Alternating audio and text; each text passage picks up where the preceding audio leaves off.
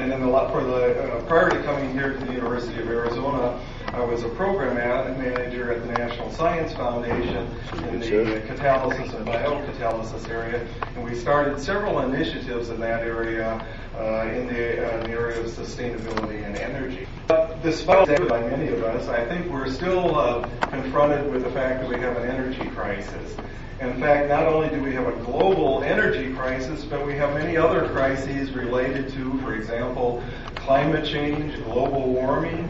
We have issues now dealing also with global water crises and crises dealing with our food supply system. So the energy crises that we've talked about in the past now are cast in a much bigger picture. They're global issues, but they're also issues that are interconnected with many other concerns dealing with water, population growth, food supplies, and other, of course, political issues that have been critical for many years. So I think we'll have a very interesting discussion this morning. And to lead off our discussions, we'll have Dr. Robert Zubrin of Indian Hills, Colorado, to lead the discussion. As I mentioned, he's president of Pioneer Astronautics and also president of the Mars Society.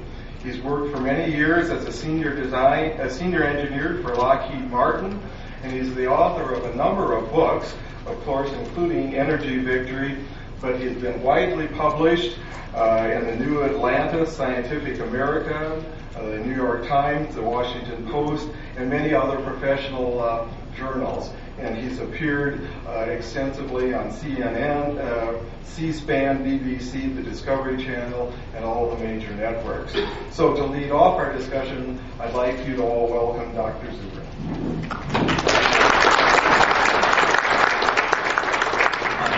Thank you for that kind introduction, and thanks to all of you for turning out to hear what we have to say this morning. We have an energy crisis in the world today. It has many dimensions. It has a strategic dimension, economic dimension, environmental dimension. It's certainly hard to get a handle around all of that in a very short talk. But I'm going to try to deal here with what I see as the central issues, which in fact bear on supplies of liquid fuels to the world. Okay, let's talk about what's been going on. May I have the first chart? Who's looking at charts here? You this one. Great. All right. Look, in 1972, the United States paid $4 billion for oil imports. That was equal to 4% of our defense budget for that year. In 1999, it was $40 billion, which was equal to about 15% of our defense budget of that year. In 2007, it was $340 billion, which was 69% of our defense budget of 2007.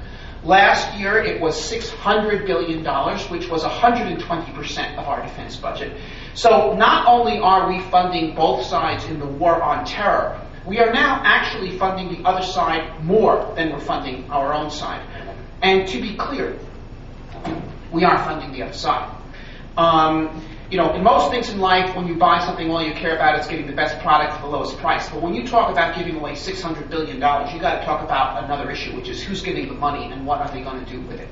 Okay, because this is power. You're not just money. This is power to change the world. Who's getting the dough?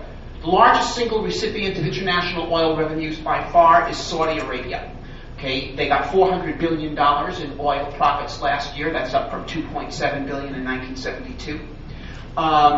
And they also control the OPEC oil cartel, which produces 40% of the oil in the world and the majority of oil that is traded across borders in the world, that is actually supplied to the international market. Now, what are the Saudis doing with their money? Well, a lot of it they just waste on palaces and racehorses and yachts and concubines and crack cocaine and all of this. Okay, but a substantial fraction they're using to promote their faith, if that's what you would call it, which is Wahhabism.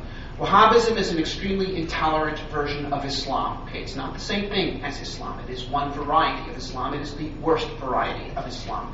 It requires death or enslavement and dispossession of all Christians, Hindus, Jews, Buddhists, Taoists, animists, atheists, etc. And they have used their money to set up a network of over 20,000 madrasas around the world that teach young boys that the way to paradise is to kill such infidels. And a sample of their project is the Taliban, which was created by the Saudis through the establishment of about 1,000 such madrasas in Pakistan and the giving out of free food to the village boys so they'll come, and of course provision of arms and so forth to the graduates. But this is a much more extensive activity than what we read about in our newspapers here. We read about Afghanistan, maybe Iraq or Israel. But in fact, this is going on across half the globe. They are conducting jihads against Christians in Biafra and Nigeria, against secular Muslims in Algeria, where they killed over 150,000 secular Muslims, against black Africans of various religions in Darfur and the Sudan, against Coptic Christians in Egypt, against Jews in Israel, against Shiite Muslims and American forces in Iraq and Afghanistan, against Russian Orthodox Christians in former Soviet Central Asia, where what is going on is absolutely horrific. Against Hindus in India and Kashmir, against Buddhists in Thailand and Indonesia, against Catholics in the Philippines. The death toll from this activity, viewed on a global scale, amounts to millions of people, and we are funding it. But, in fact, the death toll from the actual jihadi activity, it pales by orders of magnitude in comparison to the death toll resulting from economic privation due to the rigging up of oil prices itself.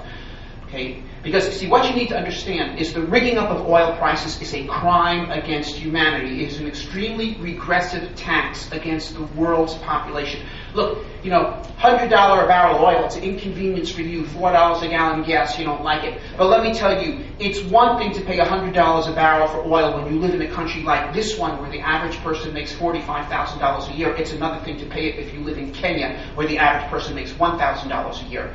And these kinds of looting operations that are an annoyance to Americans can be absolutely fatal to people who are living on the economic edge of survival. Okay? So, let's see. Here's the proof that what has been going on is OPEC.